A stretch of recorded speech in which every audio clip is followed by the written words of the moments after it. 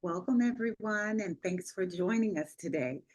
Before we get started with our webinar, we wanted to remind you that registration is required in order for you to complete the attendance quiz at the end of today's session and to be eligible for the digital badge. So you only need to register one time. So if you've already registered for the series, you are good to go. No further action is needed. However, if you have not registered, you can do so now using the link that is being provided in the chat, and then by following the directions that are on the slide. We will be starting soon. See you in a few.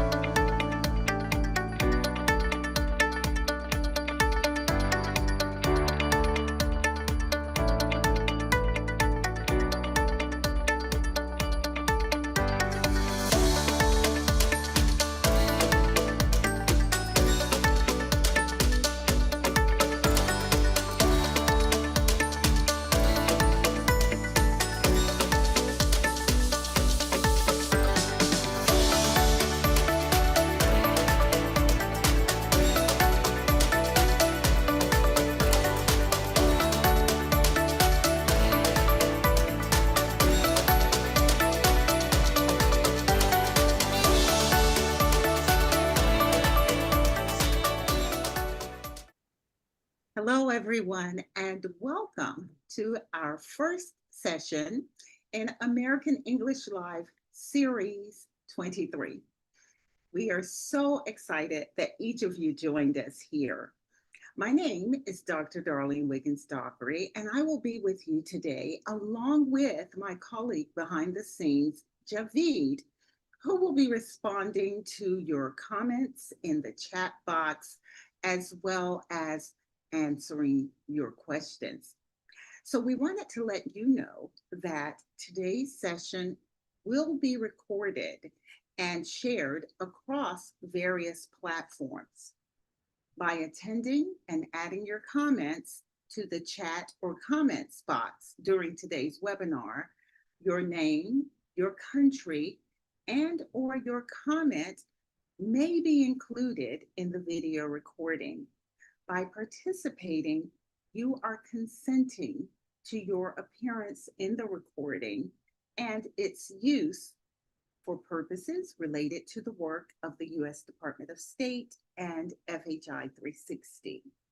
If you do not want to appear in the recording, please do not share anything in the chat boxes or the comment section. Throughout Series 23, we will explore a variety of topics in classroom management in the English language classroom. We hope you'll be able to use the practical ideas that we share. So here's what you can expect today. The session is about 60 minutes long. The presenter will present the material, and I, as your host, will respond, will make comments, will ask questions. But we really want to hear from you, our audience, because we want to address your ideas and your experiences. So please do share your comments in the chat box and the comment section.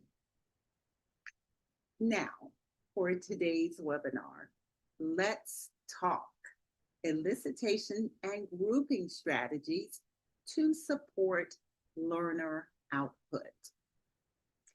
Oral production can be one of the most challenging aspects of language learning.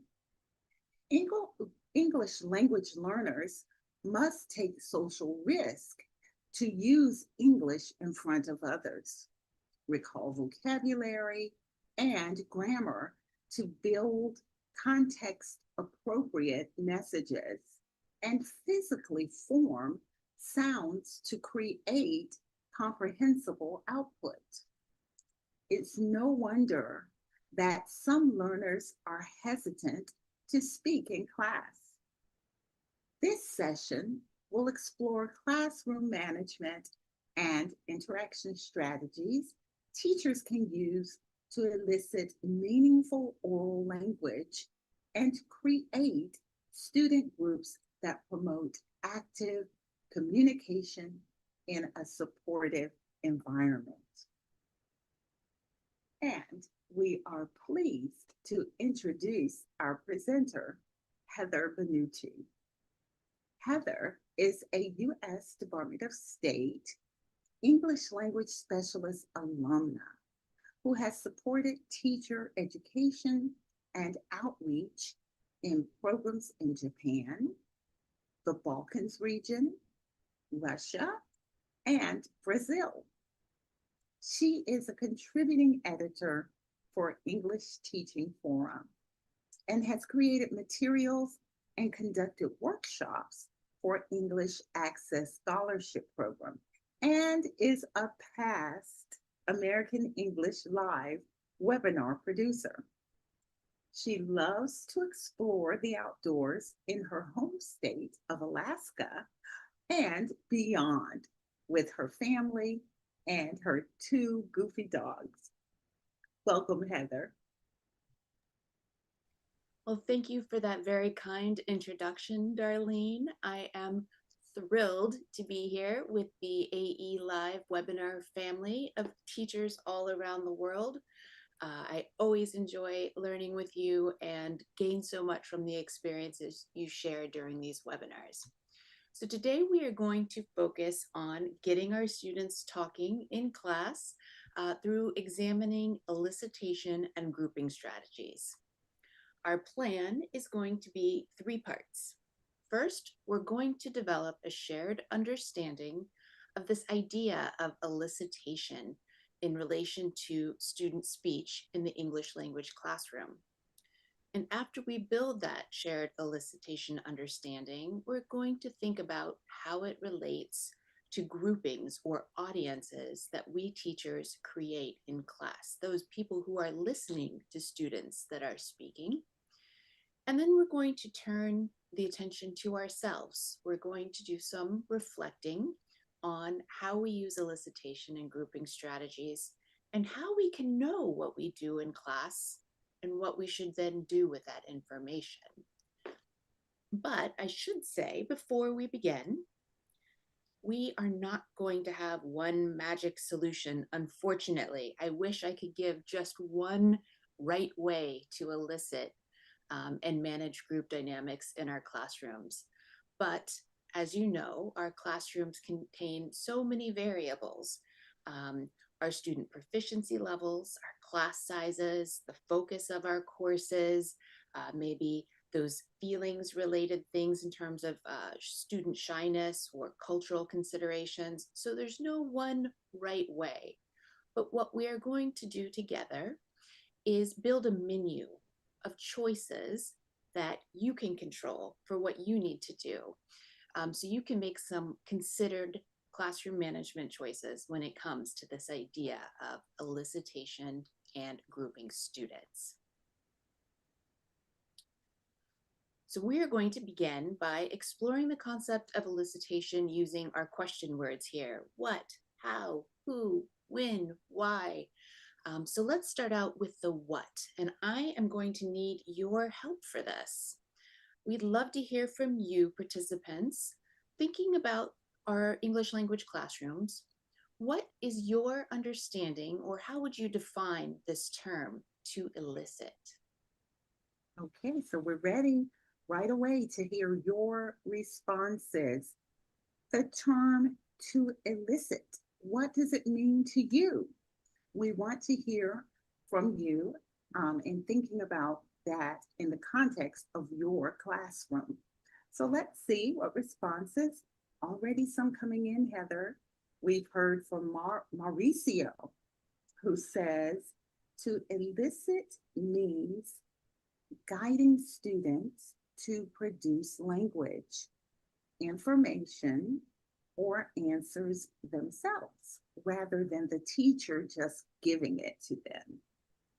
And then we are hearing now from Hamar, and Hamar says it's to generate ideas. We are also hearing from Naz and Layla, who said to draw attention of your class. So those are some of the responses. We have a few more coming in. Mahira says, asking questions. And then Gabby says, to elicit is to encourage and to respond. So those are some of the responses we have received. Thank you all for your responses. And back to you, Heather. Yes, thank you everyone for sharing your interpretations. Lots of different angles that we can look at this concept from. I also see Nadezhda mentions that elicitation can reveal challenges. Ooh, that's an interesting idea. We'll explore as well. So let's dig a bit deeper into the definition. I always like to turn to my trusty dictionary when I want to clarify for myself the meaning of a fuzzy term. And elicit, that can be kind of fuzzy. You see it in a lesson plan or a teacher's guide, elicit responses from students. So what exactly does that mean and how do you do it?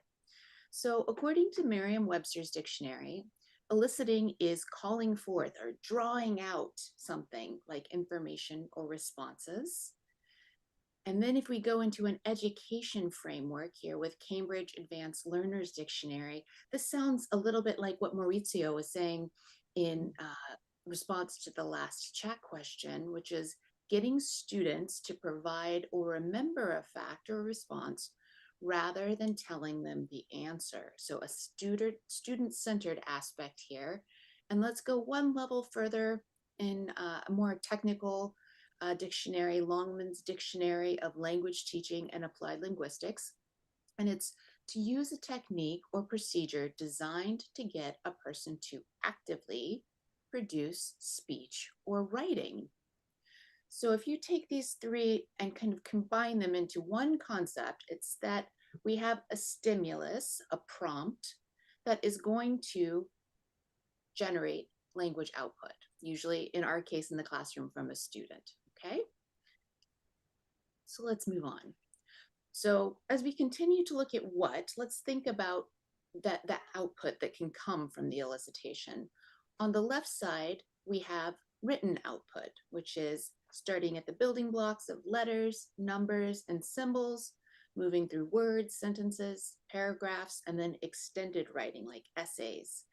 And then on the spoken side of things, on the right, our building blocks start with sounds, move to words, sentences, extended speech, and then that interactive back and forth speech like a discussion or a debate. And both of these types of linguistic output get at deeper information. From the teacher perspective, they reveal things like students' knowledge in relation to vocabulary, grammar, phonology. what they remember from prior lessons or what they might have experienced in their own lives, and also their ability to recall what's been taught in the past. And perhaps most importantly, that meat, the central part of communication, it helps students express their own ideas, opinions, feelings, and beliefs. So we can elicit a lot, as we just saw on the last slide, but we're going to focus on just a small portion of that today. We are going to focus on prompting oral language output, so speech, for meaningful communication. Meaningful communication. What does that mean?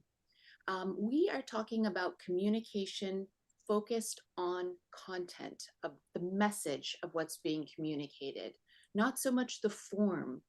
We're not looking at situations where you might be correcting grammatical mistakes. We're really talking about encouraging that student oral output speech focused on communicating a message. All right, now that we have a clearer picture, I hope, of what elicitation is, let's think about how we can elicit. So we talked about that definition of a stimulus, a prompt, and then that's going to produce oral language output. On the left side of the chart here, sort of in the blue-gray color, we have sensory stimuli, stimuli being the plural of stimulus. First off, in the upper left, we have nonverbal stimuli, and this is that body language. I think this lady in the picture looks a bit maybe confused, frustrated, and if you're the speaker, you might realize she's prompting you to give some additional information for clarification. So nonverbal. Next, we have something more visual, object or image based, and this can be real objects, also known as realia. And it could be images such as printed pictures or photos, pieces of art, 3D items, or flashcards. And then if we move from sensory stimuli over to language stimuli, we have written elicitation that can prompt oral language. So for example, we have a graphic organizer here that captures student brainstorming. And then they use this written information to prompt a discussion that's going to happen after they've produced some writing. And last but not least, we have oral stimuli, and this would usually come in the form of instructions or questions. And here we see a couple of examples. Describe your family to your partner, an instruction, right? Or a question, what's your favorite sport? Why? So we can mix and match these different types of stimuli. Usually we're not just using one in isolation. Usually we might have an image along with maybe written or oral questions, or maybe some body language within some oral prompting to follow. So they can be mixed and matched. And this idea of questions, both written and oral, I'd like to dig into that a little bit more deeply. So let's look at two types of questions. And the first is going to be convergent. And you might have heard these called display questions. And the idea, if we look at the graphic together, is that we have a question, possibly coming from a teacher, going to a group, maybe the class. And the idea is that all of their answers are going to point at sort of one solution, maybe two. Let's look at examples. So if I hold up a picture, a flashcard, and I ask the class, what is this? The answer is going to be a cow, or maybe in a more advanced class, a bull, a male cow. So not a lot of range for the answers there. Everyone is focusing on getting that convergent answer. Another example would be, how many minutes do you have to discuss if I'm concept checking instructions, perhaps? 5. All right, well, that's again sort of the extent of the answer. So let's look at the qualities of convergent questions. The teacher is usually going to know the answer in advance, and there's usually only one answer, sometimes two, maybe if it's a true or false, a yes, no kind of situation. And they can be quite helpful for quick concept checking or shorter responses, maybe for less proficient students or introducing terminology. Now let's contrast these convergent questions to our second type, which is divergent questions. So if we follow the graphic on the right-hand side, we see we have our question, it flows to the audience, and many answers are possible, many different answers. So let's look at two examples. What is your favorite animal? I bet if I asked this audience, there would be 50 different answers. And I wouldn't know what each individual person's favorite is in advance. Another example, why is it important to vote? Okay. So the qualities of this type of question would be that the teacher doesn't usually know the answer in advance. They might have some concept knowledge, like why is it important to vote? The teacher would probably have some responses there, but there's not one right answer. In fact, many different answers are usually encouraged. And this quality of divergent or open-ended questions can really help promote authentic communication when we're looking at oral language production. It allows students to provide more detail, often more original thought, more creativity, and critical thinking. Okay, let's look at convergent and divergent questions in a classroom example. Darlene, will you help me out with this next part? Of course. Great. Okay, so this mural is in my hometown here of Anchorage, Alaska, and it brings me great joy every time I walk by it. It definitely lifts up my spirits, especially on dark winter days. So I might use this in class as a visual stimulus to elicit from students, and I might pair this visual stimulus with some written or oral questions. So let's look at two groups together. Group A, what season is it? Why do you think that? So perhaps these are pre-discussion questions. How does this mural make you feel when you look at it? Group B, what is in the middle of the picture? How many birds do you see? So all questions that can carry meaningful communication in terms of the answer, but Darlene, based on the definitions we just established, which group do you think represents divergent questions, group A or group B? Well, because the teacher wouldn't know the answer or the answers that the students would give, and there could be many different answers, it would be group A. It requires critical and creative thinking. And so, yes, group A. Exactly, I agree. Group A would be examples of divergent questions, can generate many different answers and many different, perhaps justifications, rationales, opinions. And group B, for example, how many birds do you see? The answer is 6. There's not a lot of diversity available in terms of types of answers. It's one answer. Again, content focused, but a single word can suffice, or a short sentence. Okay, so I hope that clarifies any difference between divergent and convergent for us.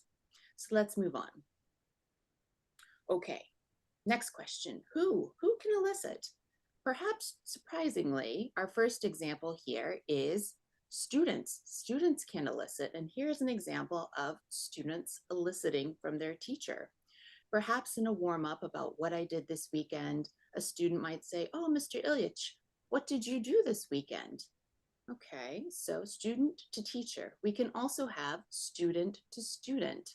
In this case, they're playing a game. One student asks another, "Mina, would you rather sleep late or wake up early? Why?"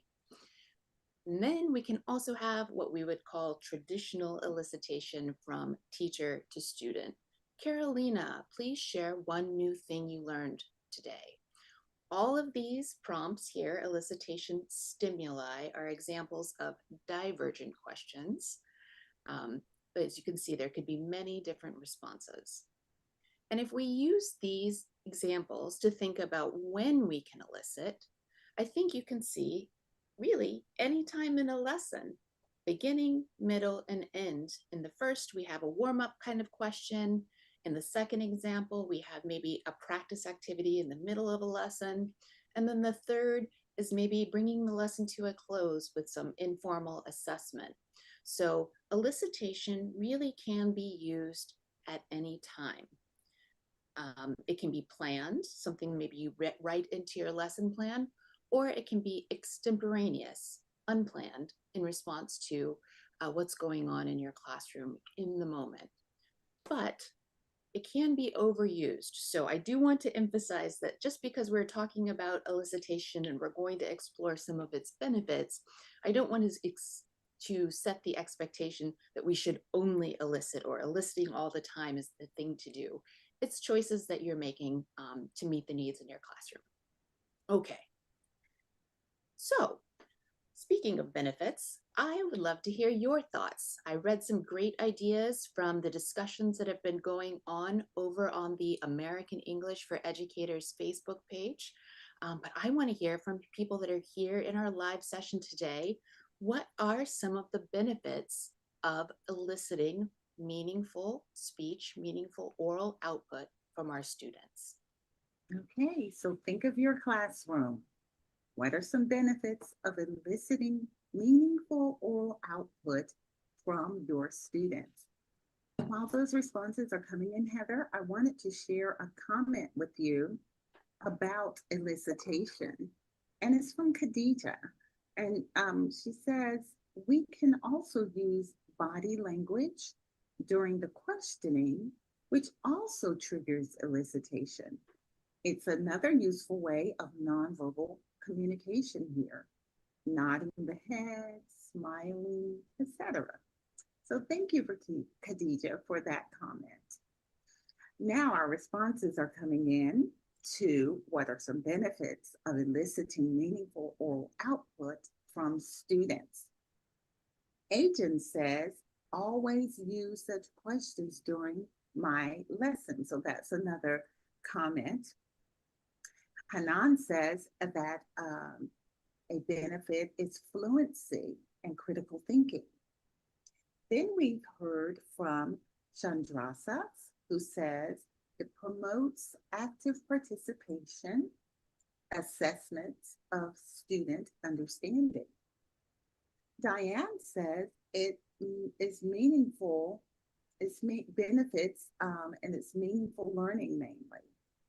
Nunez says it encourages students to produce language, improving fluency, pronunciation, and confidence. So there's another of our participants who sees the benefit to fluency. Then we heard from Eugenia, who said, I guess it develops speaking skills, confidence, and critical thinking. So thank you for your responses. Back to you, Heather. Indeed. Thank you, everyone.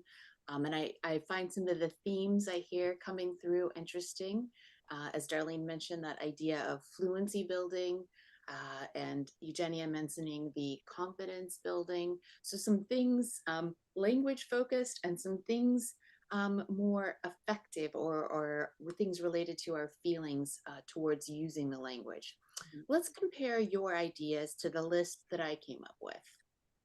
So from the teacher perspective, this elicitation is an excellent chance throughout a lesson, as we saw, to informally assess our students. So, are they following along with this concept? Do I need to slow down? Do I need to speed up? They already understand this. So you can use your observations to make real-time decisions about pacing. And you can also do some future planning. Today when I was asking students this, or when we did that brainstorming exercise, it seems like students need to review. Tomorrow I will. So a lot of very quick and informal assessment for us teachers. And then the focus is on the students, as we learned in our definitions. Students are using their prior knowledge, and they're able to assess their own skills as they participate, as well as their knowledge of different topics. And they get to show what they know and can do. And as was mentioned, it can build confidence as long as we are in that supportive classroom environment where mistakes are okay, and We celebrate each other's successes as we use language because it's scary. As was mentioned in the intro to the session, putting yourself out there in front of an audience to speak another language is intimidating. So we should celebrate and continue to build confidence as we have these opportunities to use the language. And speaking of using the language, using it to share meaningful content, ideas, opinions, things that can connect and build class community. And we can also, as we saw with our mural example, use elicitation to create interest and hopefully motivate students about lesson content, what's coming next, by asking them to use critical and creative thinking.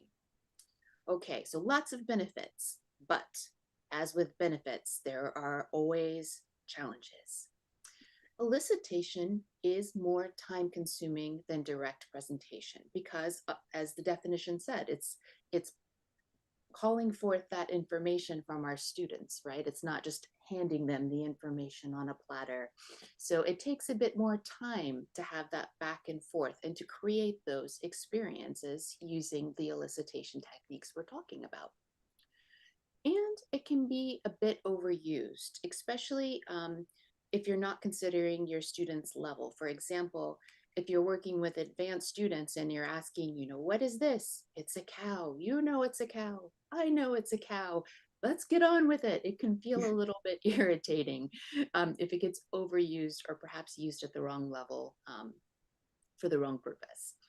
And then, when we're pulling from students, what happens when they don't respond? We have to deal with the silence. And there's many reasons students are silent. And it's not just because they don't want to participate. It could be that they don't understand the stimulus, the prompt. So maybe some additional information is needed from the teacher. They might not know the answer. That's okay. I don't know the answer to every question that people ask me. And then there's the situation with a lack of cultural familiarity with this technique. In some locations, as you may know, it's not common for the teacher to ask the students what they think. The students are used to the teachers being the giver of knowledge. So encouraging active student speaking participation may take some routine building, explanation, and experience for the students to see the benefit of this technique. And as we will talk about, some students are just naturally shy or worrying about peer pressure, as some have mentioned. So we'll talk about some ways to manage that along with the dominant students, the opposite, instead of the ones that don't talk, the ones that want to talk all the time. Pick me, pick me. So what can we do? Let's find out. And we are going to do that by talking about interaction management, specifically about the audiences or groups that we create in class. So, group dynamics. This is what happens when you bring groups of humans together, how they interact with each other based on things like perceived power relationships, that peer pressure idea, people's natural shyness, maybe their anxiety about communicating in groups. So how do we manage group dynamics with these audiences? And who are the audiences, right? We can have whole class settings, our smaller groups, our pair work, our partners, and sometimes we're listening in a situation where it's only one teacher and one student. Maybe the student's asking a teacher directly a question. So I'd like you all to think for a moment, how do these different audience types affect students' willingness to speak in class? Okay, so let's hear from you. How does the audience that the student is speaking with or to impact their willingness to speak in class? While those answers are coming in, Heather, I have a comment for you, and it's for Trabelsi. Trabelsi says students are more likely to remember what they discovered themselves than what they were simply told. And then we heard from Nihal, who says, our best tool is encouragement. Encouraged students can achieve anything. So thank you for those two comments. And now let's see the responses to who is the audience and how can the audience type affect students' willingness to speak in class. We heard from Khadija, who says, for example, if we have a big audience of students, the struggling ones can be hidden behind the strong ones during elicitation. And then we have a participant who says students feel more comfortable with their partner. Sayara said small groups. Students seem to feel more comfortable in small groups. Then we hear from Mauricio, who says the whole class can create shyness. Neman says encouraging students. So I think that means the different structures can be encouraging to the students. Chandraha says active self-assessment, calling on students makes them passive or shy. So those are some of the responses we received. Thank you all for your participation. Back to you, Heather. Yes, I agree with many of the things that I just heard, especially this idea of the group size can affect the anxiety level or the willingness to participate, as well as someone mentioned this idea of it can create challenges based on different proficiency level in groups. So let's take a closer look at each of these top 3 group types, starting with whole class. And we'll call this teacher-fronted elicitation. This is what we think of as more of a traditional classroom setting where you have the teacher to the front or to the side and calling on individuals as they are eliciting with whichever type of stimulus they want to use. The benefits of this type of situation is it keeps everybody on their toes. And that's an idiom that means at the ready, ready to respond, because the students don't know who the teacher is going to call on most likely. So they know that they might have to pay attention. They can't just tune out from the lesson. And something that I think is often not mentioned as a benefit of this whole class elicitation is the idea of self-assessment for the students. So for example, if I call on Darlene to answer a question, everyone else in the room is likely checking their knowledge for that answer really quickly. They might go, oh, did I know that? Oh, yeah. Or, oh, no, I had no idea. I really need to pay more attention. So it's a quick self-assessment for students as they listen to responses of their peers. But there's also some challenges, as you all mentioned. We can have that situation where if we're calling for volunteers, there's silence. In some cultures, it's not considered proper to be the one who's putting yourself out there. It looks like almost like you're bragging, like, oh, I know, if you're the one volunteering. So people might be hesitant, or there might be strong peer pressure, worrying about their people in class, perhaps judging them harshly or negatively if they make a mistake in front of others. And again, some people are just naturally shy and do not like speaking with 30 or 100 pairs of eyes looking at them as they speak another language in front of others. And then that opposite side, that dominant student, the one that always wants to talk, how does the teacher handle that? Sometimes that can take up class time if only one person, oh, Heather wants to answer again. She always has her hand up. Let's let somebody else have a turn. And those students who might be a little bit shy can hold back because they know hands up Heather is always going to be volunteering to speak. So it takes like, oh, I don't have to answer. And it takes that opportunity to use the language away from them.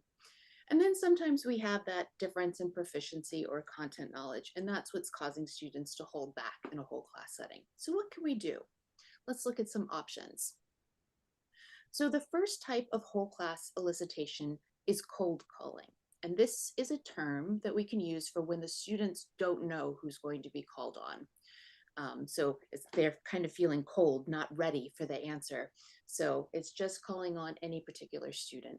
But to take away that anxiety or pressure, teachers can give students a pass. Now, this isn't a physical thing like a piece of paper. It's just sort of the idea of being able to pass your turn. So the student can either pass to another student or the teacher can decide who is going to go next. So let's look at an example of what this might look like in class. And Darlene, I'm going to ask you to please help me again with this. Of course. I'll be the teacher, and if you don't mind, if you can be the student roles for me. Okay. So let's pretend we're having a discussion about places in our town. Ahmed, where is your favorite place in our city? I like to go to the park. Me too. I love the trees. All right. How about you, Yasmin? Where is your favorite place? Mm, Do you want to pass this time? yes, I pass to Hazma. Okay. And then I, as a teacher, would take my student list, my roster, and I would maybe put a little check mark by Yasmin's name. And I know that she used her pass for the class. So it's kind of um, a get out of a pressure situation pass. So that way students know that they can reduce their anxiety a little bit. If they feel really, really stuck in front of everyone, they can use the pass, and the teacher doesn't have to spend a lot of class time making that decision about, oh, how long should I wait? Do I call on them again? Do I say something else? So it can be a quick way of dealing with that whole class cold calling anxiety. All right. So another option we have when eliciting with whole class is asking for volunteers. And this can get a little tricky because we can have those long silences, or we can have the very excited pick me students. So when we have no volunteers, when we ask for them, it's so, so hard. I understand, teachers, but we have to wait. Eventually, the silence will get a little bit uncomfortable and somebody will likely put their hand up and volunteer. So I wish there were a single number. Oh, you should wait exactly 7.5 seconds, but there's not. You have to sort of use your judgment. It's usually going to be at least a few seconds. It should feel maybe a little uncomfortable to you as the teacher to be like, just let it be quiet. Because sometimes students aren't saying, I don't want to participate. They're thinking, they're formulating, maybe they're putting together those words to construct their sentence. So give them the time to do that. And then if you need to adjust, maybe the prompt wasn't understood, you can rephrase, move on, provide additional instruction, but first, wait. And then when you are calling on students, be selective. Think about it. Just because somebody is the first person to throw their hand up doesn't mean that is who you need to call on. If you have that very active or student or students, maybe if they are highly proficient in your grouping, maybe save the more complex questions for them and call on some of the shyer or less proficient students for shorter answers to those convergent type questions. So think about creating opportunities as you call for volunteers, as you elicit, to give space for everyone to speak according to their comfort level and proficiency. Okay, and then last in this section is one of my favorites. You can randomize it. And this takes teacher choice and student choice out of the equation. I like to say, it wasn't me. I didn't pick on you. So you can draw names out of a jar, as we see on the lower left picture. For large classes, something I've done is I roll the dice and I say, all right, it's the student in row 7, seat 4, and that's who's answering. Or maybe you have some sort of spinner from a board game or something that you create that has student names or student numbers. And then that random factor takes away the student who doesn't want to look like they're showing off. It also takes it away from the teacher looking like they are always calling on the same person, because sometimes we get into that habit of the student who does volunteer is like our ally. We know that they're going to answer and we call on them all the time, but other people have things to say too. So this randomizing can help equalize opportunities for speaking in class.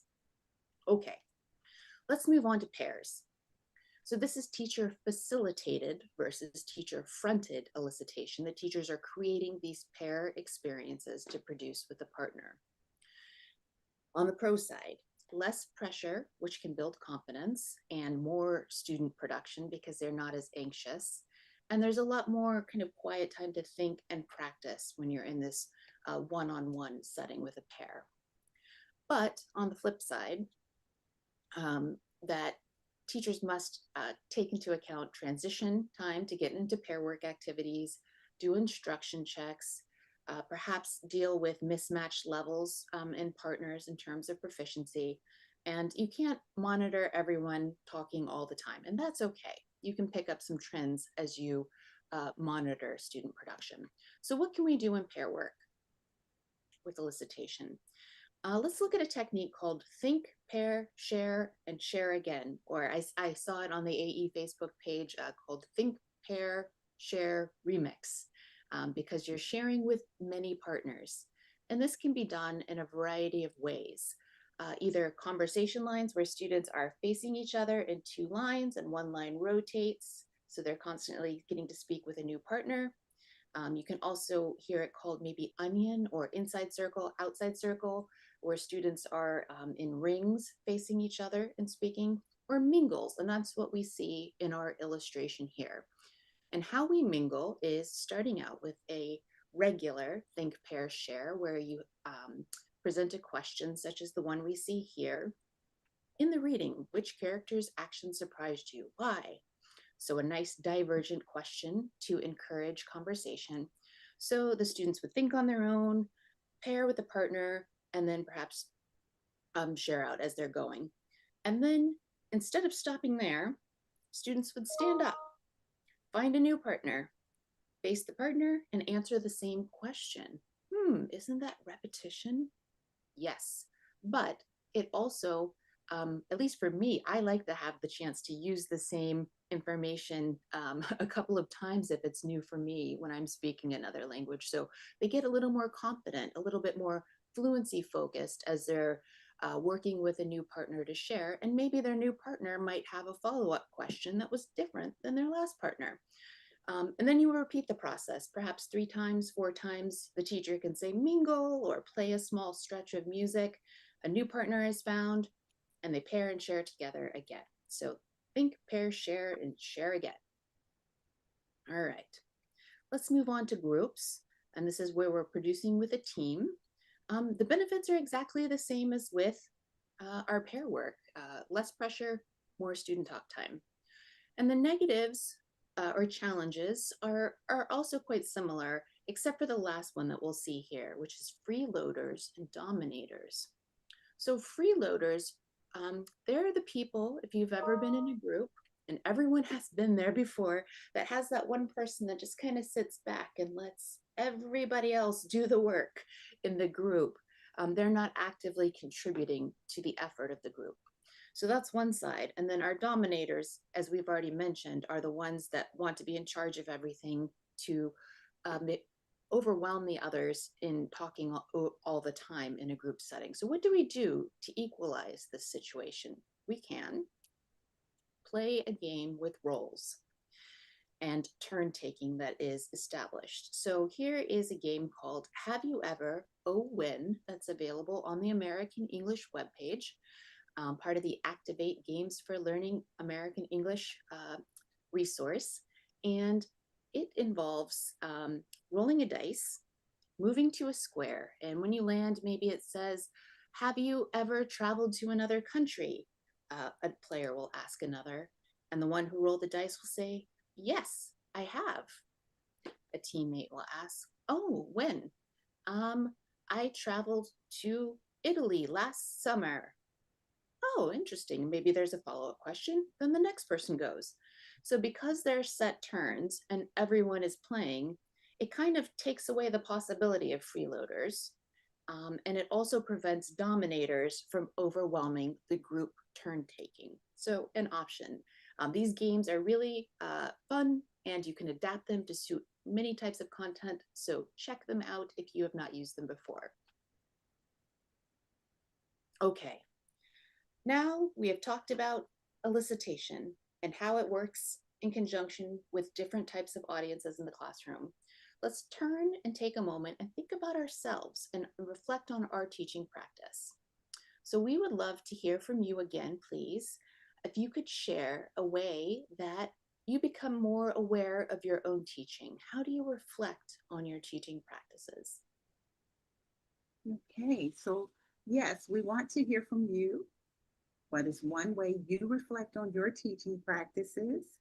And while those responses are coming in, Heather, we have some comments that I'd like to share with you. Walter said, I never thought of the passing activity. That's great. Then we heard from Karima, who said, wow, I love this strategy, randomized. This is what I need. Thank you so much for sharing. And then we heard from Claudia, who said, motivation and confidence can boost progress, while anxiety sometimes blocks communication. That's why creating a supportive environment is so important. And so those are some comments that we have. And um, Heather, you and I get to practice our teacher waiting time Mm-hmm. as our participants are reflecting on this question. What is one way you reflect on or become more aware of your teaching practices? We have a response. One of our participants said, journal at the end of the day. Then we heard from Khadija, who said, taking some notes during and after the teaching process, being aware of your should be improved sides whenever you encounter difficulty.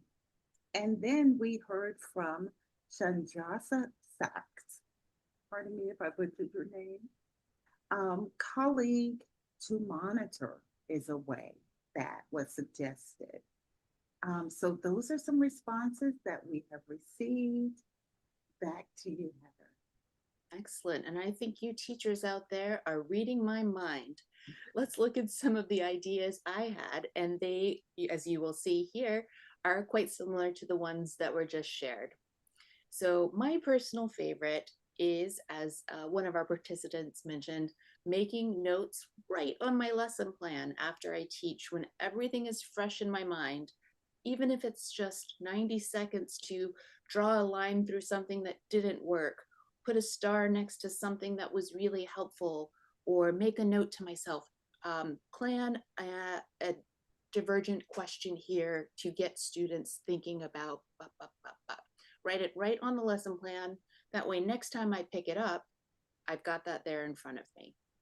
And journaling, as was mentioned, taking the time to sit and reflect, as we see the person doing here in the photo on the slide, about what's working, what maybe isn't working in relation to, in our case, elicitation and grouping.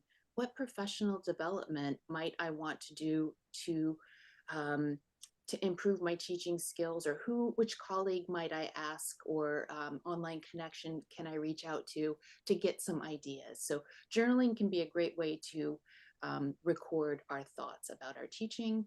Another option for self-guided reflection is to record our classes, either audio only or with video, letting our students know that it's just for our own internal teaching purposes, not to judge them in any way.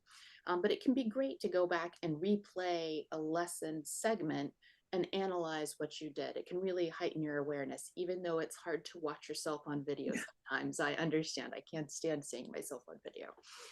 But one note I would make is schedule this time for self-guided reflection. Make it a hard appointment on your calendar, even if it's just for 10 or 15 minutes on Thursday afternoon. Then you'll get that little reminder, you'll sit down, you'll pull out your journal, and you'll take that time for yourself.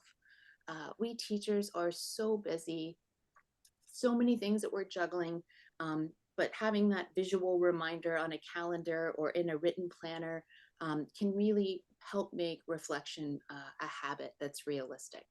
Okay, so that's self-guided reflection.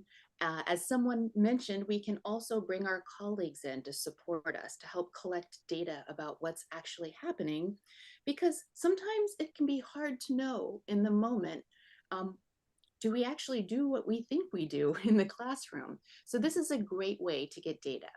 So before you have a colleague observe you, you decide, because this is a tool for your teaching, what do you want to know? So you let your colleague know what you would like them to observe. You meet, you share what you want to know, and you make a plan. So for example, maybe you create a very simple worksheet for your colleague to fill out that looks like this. It would have the lesson flow. So maybe this lesson has 4 stages: warm up, a mini lesson about plants and animals, a reading and a pair activity, followed by a whole class review and an exit ticket. So the teacher kind of knows what to expect. And tell your colleague in this case, can you please count the number of convergent and divergent questions that I ask in each stage? And then maybe make some notes, if helpful, about those questions. And then anything that you as an observer noticed that was particularly effective or helpful for the class, and then any questions you as the observer have. So that way the teacher that's observing you doesn't feel like they have to watch for everything. They have a set mission and task to do, data to record, and they can bring that back for you. So after you have this meeting, you're going to teach the lesson.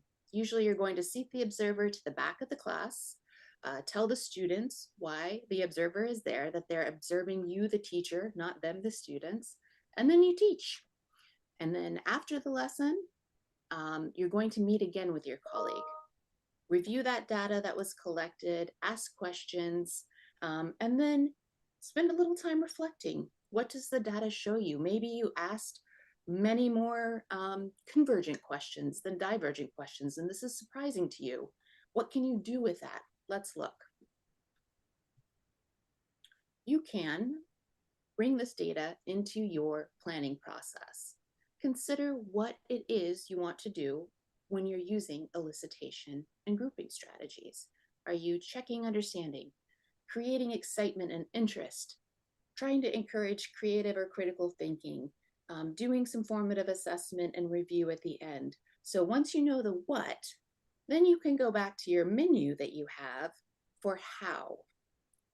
And you can make specific notes in your lesson plans about which of these techniques you want to use and combine to elicit to achieve your goal, the what, right? And if you're using questions, you can write out some of those questions in your lesson plan, some of those convergent and divergent questions.